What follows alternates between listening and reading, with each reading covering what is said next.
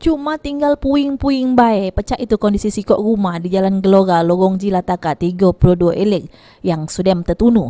Di mana kejadian kemotongan sikok rumah kosong ini sudah membuat warga di sekitar lokasi kejadian jadi panik. Namun untungnya petugas pemadam kemotongan dibantu warga dengan gancang bidam ke api sehingga api tidak menjalar ke rumah lainnya.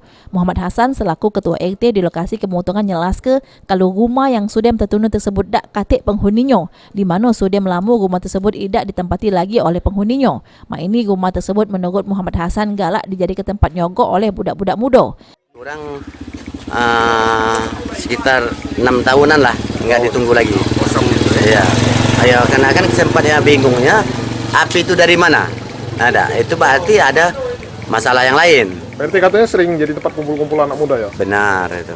Itu kan pernah kita gerbak sekali, itu kan sudah pernah kita tangkap yang gerbek apa ini ya kan nggak main judi di situ. Judi ya. Iya. Terus jadi tempat-tempat yang inilah Pak ya. Iya, itu. Kedepan warga yang ada di lokasi kejadian bakal ngawasi setiap rumah yang lagi dijero keadaan kosong karena ditinggal penghuninya supaya terhindar dari kemotongan. Firman Hidayat, PAL TV.